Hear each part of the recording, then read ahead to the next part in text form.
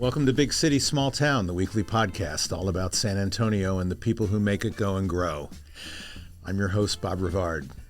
Everyone who lives and works in San Antonio is aware of the city's housing crisis, one we seemingly share not only with nearby Austin, but every other major U.S. city. A housing crisis made worse by years of stagnating wages in an inflationary economy, the pandemic of 2020 and 21, and the failure of cities to keep up with new housing starts that match the rising number of people looking to buy or rent at prices that fit within their budgets. We now have hundreds of thousands of San Antonians who are paying more than 30% of their income to cover their mortgage payments or rent, which economists warn is a high-risk proposition for individuals and families struggling to make ends meet. Our guest today is Michael Reyes, the CEO and president of Opportunity Homes, San Antonio's housing authority. In that role, Reyes and his staff of 600 employees currently provide housing assistance to nearly 50,000 San Antonio residents, and they manage a waiting list of many more, hoping to obtain housing assistance. Opportunity Home has an annual operating budget of $250 million and oversees assets valued at more than $500 million. As big as those numbers may sound, they are far too small to meet the market demand for more affordable housing in San Antonio. Michael Reyes, welcome to Big City, Small Town. Thank you for having me. Those are big numbers, daunting numbers. Those are big numbers, but they're also reflective of what's happening across the country. There is a national housing crisis. We certainly see it in San Antonio. But it's also a crisis of many other things. It's a crisis of uncontrollable urban sprawl. There's also a crisis of lack of vision of where we want to head in the next decade or 2 decades. There's lots of ideas, but concrete plans, we're still in the process of, as a city, I think, bringing that to fruition. So there's many crises. But the housing crisis is certainly something that's of significance here, where you have more than 50% of renters here that are cost burden, meaning they're spending more than 30% of their income on housing. From my vantage point as the largest affordable housing provider in San Antonio, there's something happening underneath that we're not talking about. There's also a public housing crisis. So what's happening now, the HUD provided the initial funding in 1937 to build public housing, 6,000 units for deeply affordable housing. In San Antonio. In San Antonio. Mm-hmm. And over the decades, that funding has kind of disappeared. So now we have this infrastructure with $500 million in deferred maintenance. This morning, we just found out across the country, that number is $169 billion across the country. So where's that money coming from? And over the years, you saw several administrations. You saw the Obama administration, and before that, come up with programs like Hope 6. You saw Choice Neighborhoods. You also saw programs like the Rental Assistance Demonstration, or RAD programs, that HUD created to incentivize housing authorities to work with the private sector. And that has helped renovate housing, but at a cost, right? Because it was almost auctioning off these deeply affordable homes to private entities. And that's where I think it's not something we're interested in doing, because these are very vulnerable folks. At Opportunity Home, almost half of our 85,000 residents are children. So I remind our staff all the time, in many ways, we're a children's organization, right? So half are children, and a good chunk of the other remaining 85,000 are older adults who just want to live in a safe place with dignity and respect. And so these are very vulnerable populations. What we don't want to do is to follow that model of Hope 6, Choice, and now RAD in privatizing our public housing stock. It has to remain affordable, and it has to remain publicly owned. And so right now we're in the process of creating that 10-year plan leading up to our 100th anniversary. I'm calling it the Centennial Vision. So for the first time in 88 years of our history, we're going to pursue renovation of all of our 6,000 public housing units at 59 properties across the city. We have the benefit of looking at our peers across the state and across the country in terms of what they did wrong, what they did right. And so we have the benefit of hindsight. So we know what we want to do and what we don't want to do. And I'm happy to get into that, but that goes into specifics. Well, yeah. I'm sure there is a frightening price tag attached to redoing 6,000 units of public housing. And would it be wrong of me to say, Michael, that I've seen policymakers at the national level lose their affection for public housing and believe that mixed-use housing projects are the way to go, and Thus, we've seen a diminution of support, financial support for the existing public housing content that's in San Antonio and other cities. And in fact, some public housing projects have been eliminated wholesale in some cities. So is it realistic to hope that we can keep those 6,000 units at that level and that we can find the funds to keep them in condition that allows people to live with dignity and respect in public housing? You're right. Over the decades, it's bipartisan support for not supporting public housing, right? Because the government wants to get out of the business of public housing. So there's been underfunding. There hasn't been monies to put into capital improvements. So we've seen that across different administrations. What there is bipartisan support is for vouchers, because they see vouchers as getting the government out of the public housing business. And so with, for example, Choice and with RAD, you saw the introduction of vouchers being embedded into these units. The problem was there was always this partnership with the private sector. So the private sector ended up owning them, managing them, and that's not necessarily the best option. And so here in Texas, we remain, as the largest housing authority in the state, the last housing authority to reposition our public housing. And in many ways, again, to my point earlier, we have the benefit of hindsight. What worked, what didn't work in other cities. For example, in El Paso, they repositioned all of their 6,000 public housing units within 6 years, meaning they are now managed by the private sector. They are now owned by the private sector. And after 15 years, the housing authority has an opportunity to retain ownership, but after a certain amount of time. What I've been able to see across the country are housing authorities like Cambridge, Massachusetts, who have embraced these new financial HUD tools like RAD and Section 18, but they were intentional about ensuring they remain publicly owned and publicly managed. And I think that's something we want to do here in San Antonio. So all this to say, let me give you a clear example of what that means. For the last few decades, a public housing unit receives a public housing subsidy, a Section 9 subsidy, about $600, although it costs us around $900 to maintain. So right now, the housing authority is losing $1 million every month in public housing operating expenses. If you're running a nonprofit or a for-profit, that's not sustainable. That's not sustainable. So now we have two issues. We have $500 million in deferred maintenance we have to deal with, and we're also operating $1 million loss every month.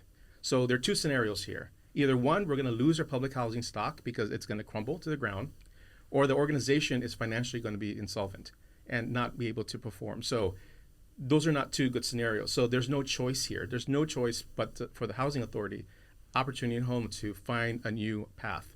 The new pathway is the repositioning, but keeping in mind the public entity part and the public ownership part. You don't want to sell any of the 6,000 units into the private sector. These are vulnerable families.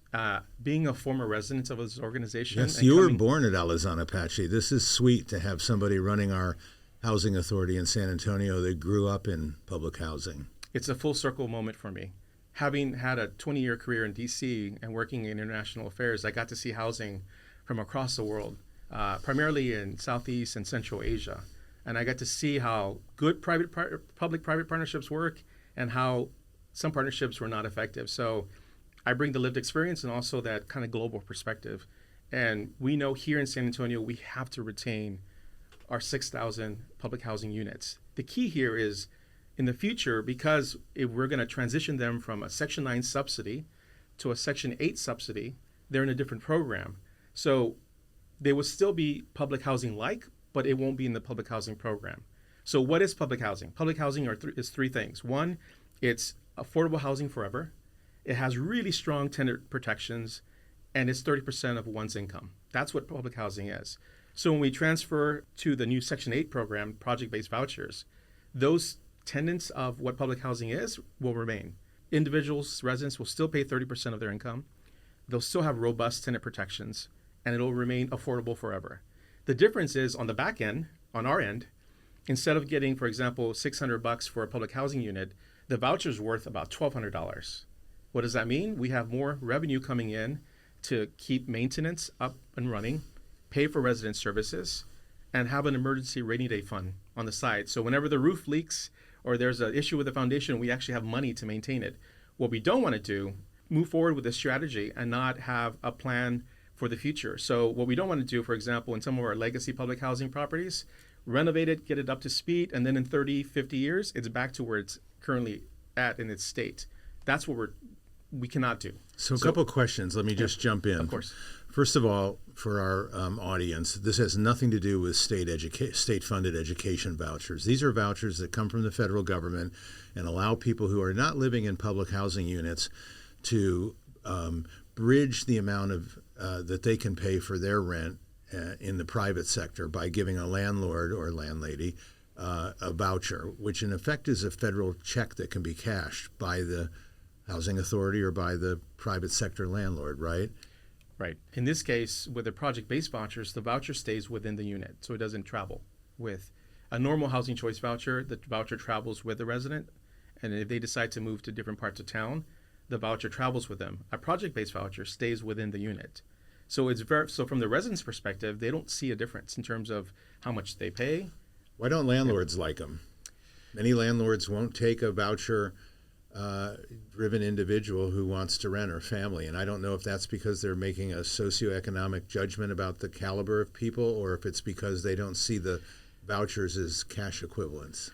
There's two things going on. One is good old NIMBYism, right? Folks don't want, I think the decades-old stereotypes of who has a voucher. Right. And we have to remind folks these are first responders and teachers and young professionals, right, who are using vouchers. Second is the bureaucracy of the federal government. Whenever you're a voucher, so if I have a house that I'm trying to rent and I get into the program, I have to fill out X number of documents. I have to wait for an inspection. Then I have to wait for approval from the tenant, whether they're going to accept the determined rent. And then we're going to wait for the housing authority to provide final approval. It's a lengthy process. Now, if I had full control over it, I would make it a 2-day process. Unfortunately, right now, it's a 30 to 45-day process. That's tough for somebody that owns one extra property and is trying to use that for their own income. That's right. At the same time, no one in my organization, all 600 employees, we want to make sure we're following the federal rules. No one wants to, break federal law. But at the same time, it's burdensome for landlords, right? And it's burdensome for those mom and pop shops who want to be able to help, our fellow citizens in the city and provide them housing. So now there's a workaround here. The Keene Housing Authority in New Hampshire decided, we don't want to deal with the federal bureaucracy. We want to make sure landlords and tenants are able to get housing right away. And so they started a direct assistance program. So instead of going through all the red tape, they provide the subsidy directly to the resident, no paperwork. They being the state? They meaning the Public Housing Authority via HUD funding provides a subsidy to the resident. So you eliminate the paperwork, the red tape, but now it's incumbent upon the resident who receives their subsidy to use that money to pay rent. They've been doing that for 21 years and it's been highly successful. So that's something that I think it's worth exploring here in San Antonio as a pilot program to see if it'll work. But again, the goal here is to minimize the red tape and to move folks into housing as soon as possible. I want to go back to something because I know our people listening or watching are going to ask, but how is Michael going to pay for the renovation of 6,000 units if the federal government pipeline of housing and urban development subsidies have slowed? That's a great question. And so part of the repositioning is not only do we transfer subsidies from Section 9 to Section 8, but most importantly, the deed of trust for those 6,000 units, which currently sits in Washington, D.C. at HUD headquarters, gets transferred to us. We become the owner of these units. What does that matter? Let's say you're a renter. You're renting an apartment or a house in San Antonio. Can you renovate your kitchen? Can you renovate your roof? No, because you're a renter. You don't own the building. But if you're a homeowner, you can suddenly maybe have some equity and get some financing and a home equity loan, if you will, to refinance your renovations, right? You have the equity to refinance or to get a loan to modernize your home. Same idea here. Once the deed of trust gets returned to us, or to us rather, suddenly we can leverage that equity and come up with the financing to renovate the 6,000 units. So this is something that's happened across the country. We have yet to start, but it's time to move that direction. This is complex. It's very complex. You've got a lot of sections and numbers that you're throwing at us, but it sounds to me like ultimately you're going to be more dependent on local funding than ever before, and that we're going to need to have a robust public debate about that. The city in 2022, the city of San Antonio passed the first ever housing bond, a $150 million housing bond, very significant, and yet people would also argue it's a drop in the bucket compared to what's needed. And there was talk of even a special election for a housing bond this year. That didn't develop as far as I know.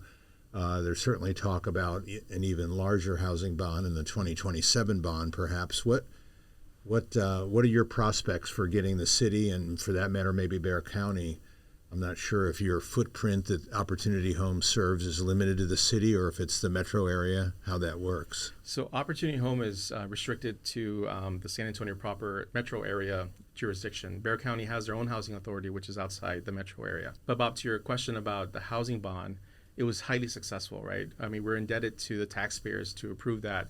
We made great inroads to implement our SHIP, which is our Strategic Housing Implementation Plan. Mm-hmm. It's our roadmap in terms of how we're going to address housing. So we're putting units out there in the community. We're preserving units and we're producing units, and helping with our homeless services and helping with permanent supportive housing. So it's been highly effective, the housing bond. Additional resources are needed, right? So we anticipate in 2027 there will be a new housing bond. We're hoping it's much higher than the previous one of $150 million. How much higher? $300 million at the very minimum. I mentioned earlier that our organization alone needs $500 million just to keep the lights on. So the needs are great. I'm optimistic because I think all that momentum we obtained during Mayor Nirenberg's tenure, I think it's continuing with Mayor Jones. I've had the fortunate opportunity to meet with her already a few times, and affordable housing is a priority, and I think that momentum we're going to keep that momentum going forward. And I also sit on the Housing Commission. I know the Housing Commission is very keen on ensuring that we're meeting the targets of the Strategic Housing Implementation Plan, and we're ensuring that we're working as a collective ecosystem. Things are really going well now. We have a great housing officer that's coordinating our housing partners in a really effective way. So you're talking about at the city of San Antonio. This is Michael Mark Kimona. Mark Kimona, excuse me, yeah, who has a big background in everything from homelessness to affordable housing. Right, and Mark Kimona has been really effective in terms of getting the partners at the table and collaborating. For my organization, historically, it's worked in silos, like most organizations, right? But in the last, most recently, especially in the last year, we've seen the organization really collaborate and partner with our other housing partners in the city, and as well as with the city of San Antonio. So there's great momentum here, and we want to maintain that and keep that going as we head into the 2027 housing bond. You mentioned something earlier that I think is worth pausing and noting. San Antonio has the largest housing authority in the state. We're not the largest city. Certainly when you measure the metro areas, very much are in the shadow of Dallas or Houston. Is it a measure of our level of poverty that we need to have the largest housing authority, and do we have the most need? We have the largest number of units, and that's how it's determined that we're the largest housing authority. But this remains one of the biggest American cities with generational poverty, and that continues to be an issue. And we've seen that from a housing perspective with the redlining and with the segregation that happened earlier last century. And I'm optimistic about our Centennial Vision the next 10 years. Is the goal ultimately, right, is to remove those barriers, right, and to challenge those redlining neighborhoods and move them to ensure that they're a lot more prosperous as they should be. So there's a lot of work ahead of us, but I think there's vision and there's strategy moving forward. But what I'm mindful of, and again, from my international lens, right, working at the United Nations, we measured international poverty by how much people made per day. So the measurement is $3 per day. That measured the poverty line across the world. In San Antonio, that dollar amount is $88. So if you make $88 or less per day in San Antonio, you're in the poverty line range. At Opportunity Home, that line is $30 a day. So can you imagine from $30 to $88 a day living in this city with that amount of money? You can't find transportation, basic necessities and food and utilities, but much less housing, right? Those are major challenges that our citizens are facing. So from my vantage point, right, we know that economic segregation, just as much as racial segregation, really affects how a city thrives. There's that great landmark study from Raj Chetty, Chetty, from Harvard University. famed economics professor that did a great analysis of 70 million data points that showed that kids living in economically diverse neighborhoods have a bigger chance of exiting poverty. And when I step back and look at our city as a whole, that's been always our biggest challenge, right? How do we remove those barriers, those economic barriers, right? I think once we do that, we'll really see our city thrive. When we challenge those concentrated areas of poverty and give these kids, and as I mentioned, Opportunity Home, half of our residents, 85,000 residents, are kids. Give these kids a chance to see that diversity in their neighborhoods, because that's the only time and that's the only way we're really going to address our generational poverty issue here in the city. If we looked at your footprint in the city divided by 10 council districts, it would be fair to say, correct me if I'm wrong, that we're not equitably distributed throughout the city, and that there is a lot of NIMBYism, and that we've seen housing projects come on the drawing board and get defeated by a city council culture in which there's a tradition of deferring to the home council person. And if they don't want something in their district, the other council members tend to quietly go along with that, even if it means that you're perpetuating economic discrimination traditions. It's rough. And, I know council, it's difficult to be a council member in this city or any city, right, having to deal with the various viewpoints. But from my vantage point, from a affordable housing provider, on one end of the city, if I mention the word affordable housing, immediately I get the reaction, oh, keep that away from us, right? We don't want any of that. If I go to another part of the city and mention the words affordable housing, I hear we need more of that, but we need it really deeply affordable. So there's, the classic tales of two cities, right? It's not exclusive to San Antonio.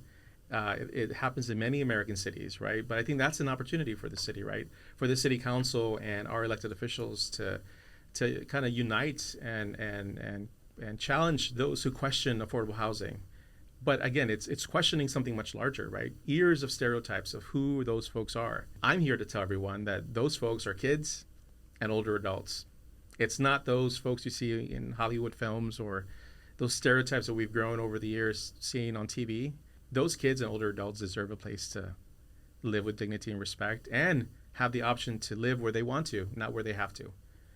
For our workforce housing folks, they deserve to live where they work, whether it is in the future sports and entertainment district, whether it's La Cantera, whether it's on the southeast side of the Brooks area. They deserve to live where they work, and we need to ensure that those opportunities exist. Well, and people deserve to live within, reasonable range of where they work. Right. And we've identified the 8 or 9 major economic nodes that are in our metro area, and they range from everything from the medical center to Brooks, which you just named, or Port San Antonio, or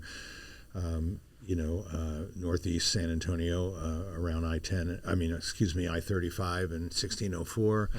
And so we need housing in those areas that people don't have to take 2 buses to work or spend an hour in a car. That's right. And I think that's why we're excited about VIA's new rapid transit line along the green and silver lines. I think it'll link the city in a way that it hasn't been linked before, and I think it's promising. But the goal for housing providers is to ensure that future preservation and future new development happens along these lines, right? Because you want folks to be able to access transportation and be able to walk to the nearest bus stop or the nearest VIA transit regional center. So we have to make sure that those are linked. And again, historically, there hasn't been the synergy between transportation and housing. Kind of VIA does its thing, Housing Authority does its thing, city does its thing. But right now, there's great collaboration. And so as we look at our own strategic plan in the next 10 years and how it works in concert with the city's housing roadmap, we have to ensure that transit-oriented housing is a priority. So your offices, Michael, are near downtown, just on the edge of Southtown on South Flores Street. And I want to talk about downtown a little bit and how you address housing shortages there. We've been working assiduously since the administration of Mayor Julian Castro, who launched the Decade of Downtown initiative, to make the urban core as accessible to locals as it's been to visitors traditionally with our visitor and convention economy. And so we've added quite a few housing units from River North down to Southtown, and a lot of restoration and gentrification in the historic neighborhoods around the downtown area.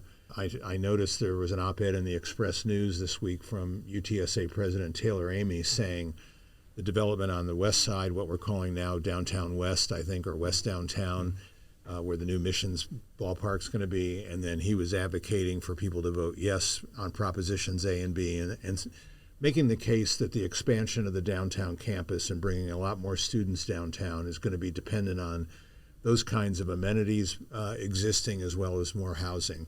So we need student housing. We know from our own downtown visitor economy, we're desperately in need of workforce housing for people that do work in that visitor economy. And then, of course, there's market rate housing that's being built. So how do you see us solving the downtown riddle to where it's more accessible for everyone of all incomes?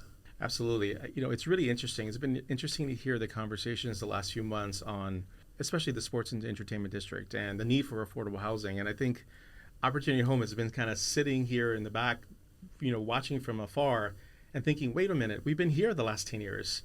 The largest affordable housing footprint is across the street from the future Project Marble, and that's in Victoria Commons, right along Labor Street and Cesar Chavez Street. And we've been working actively for 10 years to bring affordable housing to that area, to downtown. And I drove it last night in anticipation of this episode. It's amazing what's going on over there and how much is still going up out of the ground and for sale. We've built so far around 700 affordable units. We're in the process of building another 400 units. So it's a thriving neighborhood, and it's a stone throws away from the future, if it happens, future arena. From our vantage point, we've been actively working on it. We anticipate getting the job done.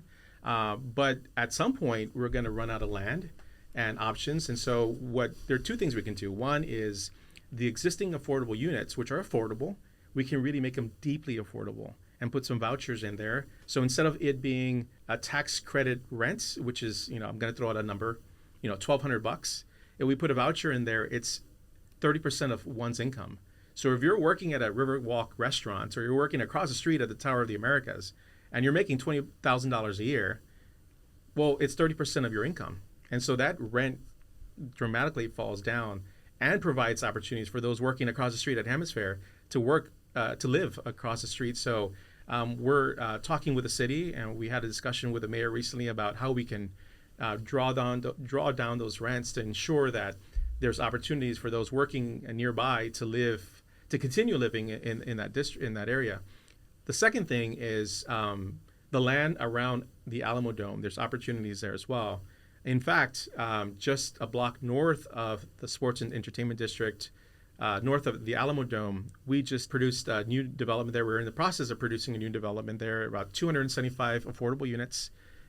We provided $15 million in housing bonds to build this new development. It's going to be smack on the very future Silver Line, right in front of it. So this is a public-private partnership that's actually under private development, correct? It's under private development, but it's a public-private partnership. Yeah. We remain the owner. We own the ground lease, and it remains affordable as long as we remain the owner, which we will remain the owner for 99 years.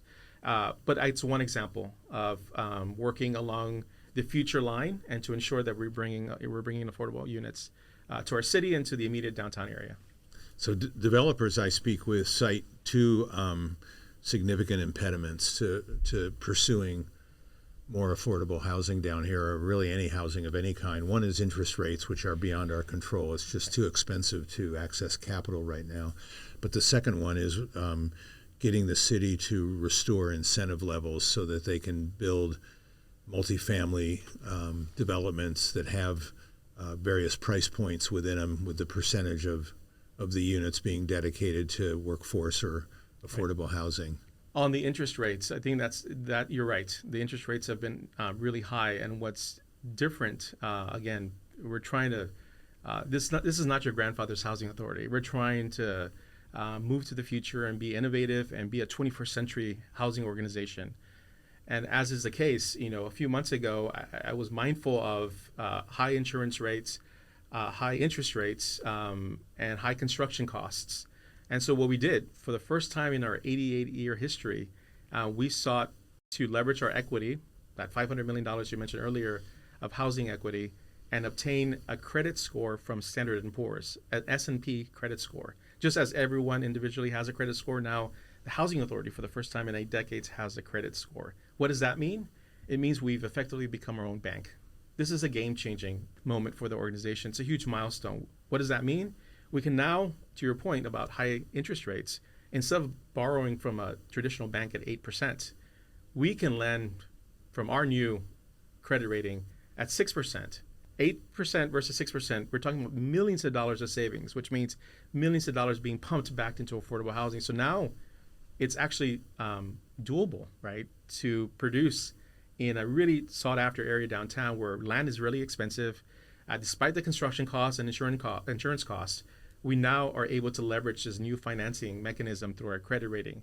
And so I anticipate we're going to see a lot more coming down the pike with this. Getting those rates below 5% would be even more effective for everyone. Yeah. I want to go back to where you were born, Alazan Apache Courts over there on the near west side for people that have never seen them.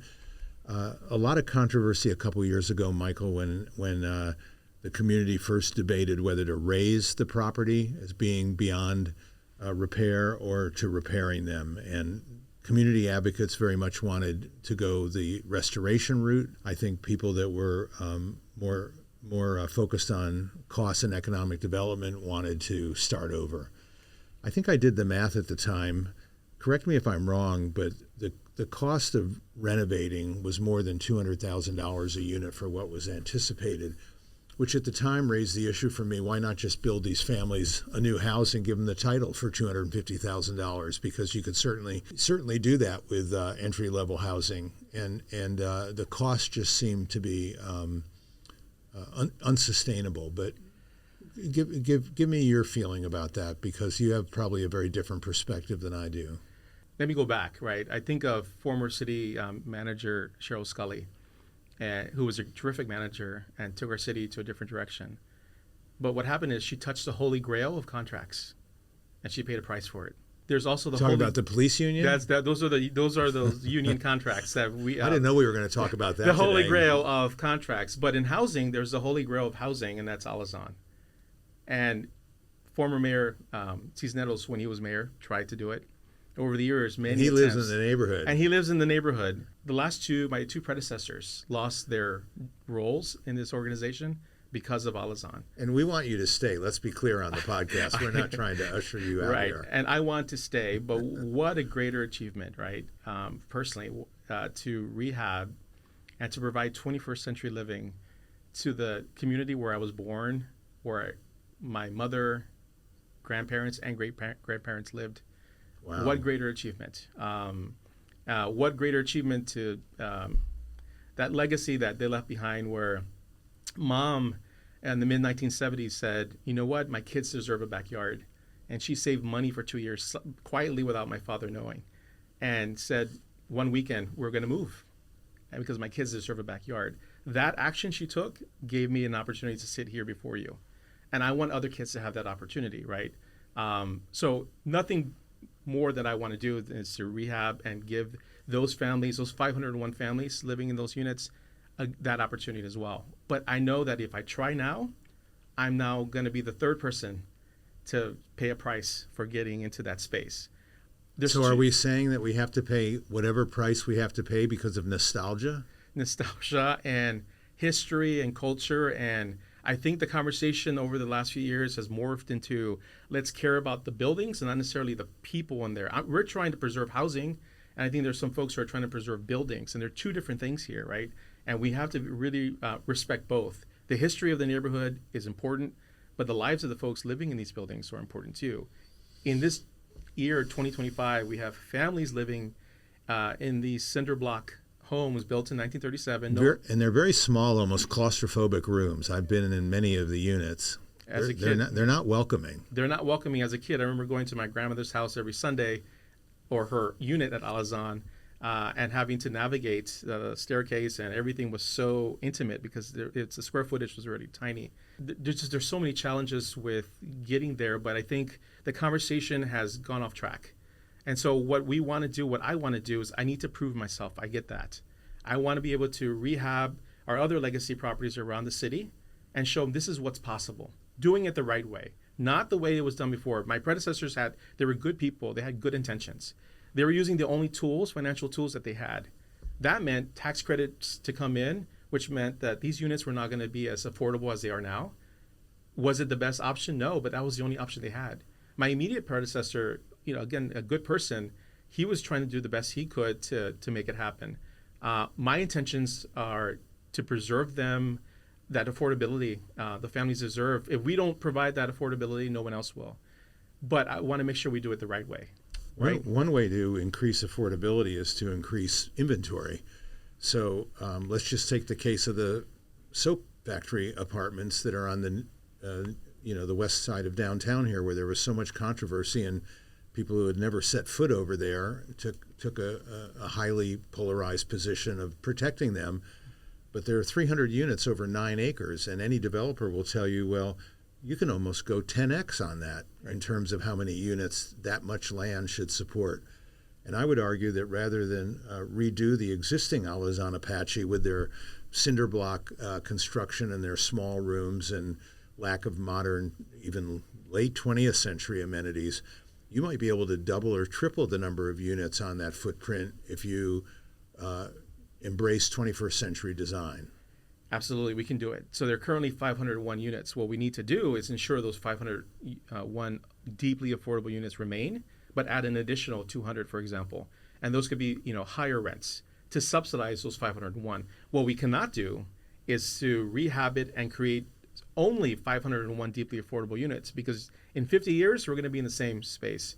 And these buildings not having the resources to address capital needs and maintenance deferment, and not have a rainy day emergency fund. So we cannot do that. If any redevelopment is going to require that we replace all 501 units that are deeply affordable, but we have to have additional units to subsidize those. And that's where it gets a little controversial, because there's some folks who are saying, no, we don't want what's considered mixed income, but you need those higher subsidized units to pay for the 501. So that's where the conversation is going to be at. And it's going to be a long, hard conversation. We can have it, or right now we have 59 public housing properties across the city. I want to focus on the other 58 and show what's possible, what can be done, and do it the right way. Maintain their affordability, maintain their public ownership, and then come back saying, look what we've done. Don't listen to the words, but see the actions, right? And I think that's the goal here is we need to show what's possible with this new funding strategy. And I think we'll be okay. But we need some time to get there. And I don't want to make a knee-jerk decision or a reaction because it's so politically sensitive and there's just so much work to do. Well, it's been going on for some years. Do you think realistically that it can occur under your watch? If I'm here in a few years, the way things are going, the tenure has been 2 or 3 years because of Alazan. Alazan has been that one point where it's so sensitive. If I decide to tackle Alazan now, I'll be gone in about a year or two. I think we ought to get elected officials and other community leaders to agree that we're sick and tired of leadership changes at Opportunity Home, and that we're not going to tolerate community, pressure to sacrifice somebody because somebody's not getting their way. It's just that's not a good way to do the public's business. Our city suffers, right? And the people who are living there suffer. And I challenge anyone who says keep them the way they are to spend a night there, spend a weekend there, and tell me how you feel afterwards. I saw it as a kid. I saw it with my grandparents. I saw it with my aunts and uncles and cousins. Most people would not want to live in those conditions. And it keeps me up at night that the organization its hands have been tied and unable to move the needle because of these political issues. The residents in that neighborhood deserve a better way of living, a better life. Again, half of them are children. They deserve better. And so I remind our staff, our 600 staff, every day, I try to, whenever we are doing the hard work and we get the pressure from external pressure and political pressure and financial pressure, we have to remember we're doing it for these kids and these older adults who depend on us. They depend on us to make quicker decisions, faster decisions, right? And if we keep that as our narrative, right? Maybe we process that voucher faster. Maybe we build that building faster. Maybe we move the needle a bit faster, given that that's our motivation. And I think we're going to be okay if we keep our eye on the ball. We have a strategy that we're building in place that's going to take us to the next 10 years. That 10-year strategy that leads up to our 100th anniversary in 2037 is going to include Alazan. But it's not going to include Alazan in the front end. It'll be probably in the middle or in the back end. But again, we need to prove ourselves, because I understand, I get the history of broken promises and maybe intentions that were not genuine. I get that history, and that's important history. But there's folks coming into this space, like new elected members of the city council and new elected officials who should be given the chance to prove themselves. So my intentions are to ensure that we have deeply affordable housing for our community, but it has to be financially sustainable for the future. That way we're not revisiting the same issues in 50 years. Do you feel like you're aligned, you and your senior staff, Michael, with your board? We are. We have a terrific board, and there's great momentum now. The problem is, to your point, Bob, earlier, is when you look at successful housing authorities around the country, right? LA and Dallas and Austin, the key to their success is the stable boards and stable leadership. When you have, folks reacting to news stories here and there and make these knee-jerk decisions, you're affecting the entire ecosystem here. So we need some stability here. We've had it for a year, which doesn't sound like much, but in our world, it's a start. It's a start. But my advice is, let's maintain a strong board, maintain strong leadership. These are good folks, right, with good intentions. We have a lot of work ahead of us, and it's really important to maintain that stability. Well, I hope this conversation helps bring that into focus for everybody, and not just our leaders, but people that vote and pay taxes, and those of us who live so comfortably and privileged that need to pay more attention to this issue because it's such a pressing one in our city. I want to ask you, Michael, we're going to be running out of time here in a few minutes.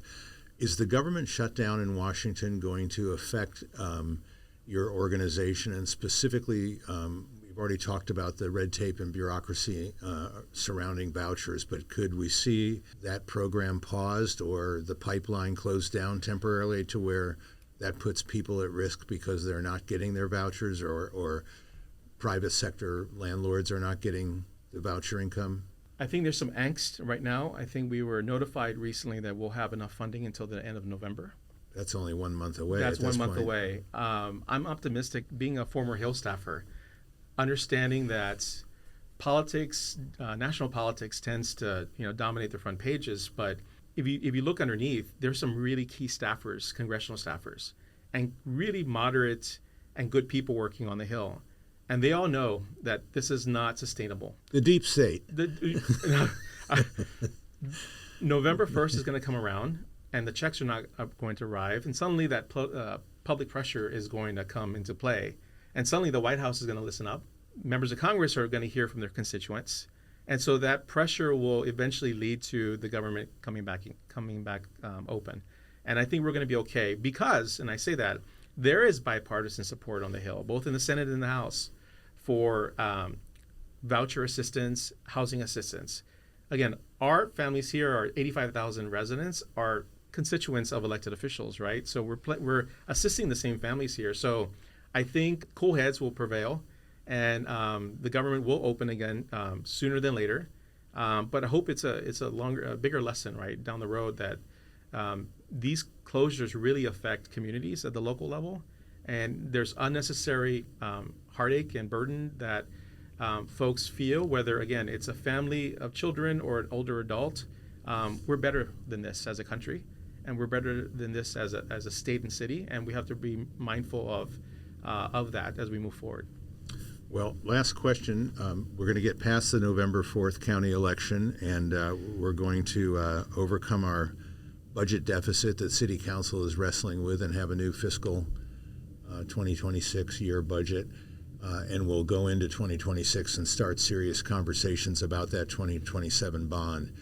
And I can't let the program conclude without mentioning that you have an incredible waiting list of people that are hoping for some form of assistance from Opportunity Home. And of course, a $300 million bond would open up a lot of new opportunities for you to whittle away the size of that list. At this point, how many people are on your waiting list, hoping for some sort of assistance? We're at 63,000 folks. So as many or more than you actually serve presently? Right. Keeping in mind about 18% of the 63,000 are actually from out of state. So if you reduce that number, it's a lot less. Nonetheless, it's still a good chunk of folks. You mean people that have moved here from out of state, or that are applying for it even though they're not here? There are folks who are not here and applying for it. So you can join a wait list in any part of the country if you want to. And surprisingly enough, a good chunk of the 18% are from Chicago and Northern Illinois. Why? We're not sure why. But so they're applying, and if they get their voucher, they can move down to San Antonio and use their voucher. So we are actually adding a local preference now to ensure that San Antonians first get called off the list versus folks from other cities and states, just because it's the right thing to do. So we are actually addressing that this year. So it's more like 50,000 locals? Yeah, about 50,000 locals who are on the list. Nonetheless, it's still a large number, Very and large any number. monies from the future housing bond are going to help address that. The larger, strategic plan that we're putting together as well is going to have defined targets and deliverables. So it's not just kind of this ad hoc, let's use these housing bonds to build sporadic places or with no direction. There is a direction. There's a city roadmap. Now it's going to be in concert with our roadmap, and so I'm really optimistic about what we can do. Well, Michael, for a Alizan Apache boy who came out of multi-generational poverty and had a fascinating career in Washington in the world of diplomacy and protocol and working at the U.S. Senate and the U.S. House, and then the Asian Development Bank, which I didn't know about until you told me about it. I think we're really fortunate that you came home, and that we're fortunate to have you in the position you're in. So thanks for coming on to Big City, Small Town, and promise to come on again next year when we're serious conversations about the bond. Absolutely. Thank you for having me, and it's good to be back home. As we approach this podcast's 150th episode later this year, we'll be adding some new sponsors that reflect the robust growth we've enjoyed this year after welcoming producer and co-host Corey Ames to our enterprise, launching our YouTube channel, and our weekly Monday Musings newsletter. If you do not yet subscribe to my free digital commentary, I hope you'll do so now by going to our Big City, Small Town website and clicking on newsletters. The local media presence in San Antonio has been steadily shrinking since 2007. Believe me, I've experienced it personally. First as the executive editor at the San Antonio Express News from 1997 to 2011, and then as we launched the Rivard Report in 2012, where I worked until 2022. If your company or organization would like to consider supporting our local journalism and programming as a sponsor, please drop me a line via social media or to my email at robertjrivard@gmail.com. Thank you. Thanks for joining us for this episode of Big City, Small Town. Please share this episode with friends and colleagues, and if you haven't already, sign up for Monday Musings, my weekly newsletter. Just go to bigcitysmalltown.com and add your email. Big City, Small Town is brought to you by Western Urban, building the city our children want to call home, and by Geekdom, where startups are born and smart ideas become businesses. Thanks to Corey Ames of Ensemble Texas for the production of this show. We will see you next week.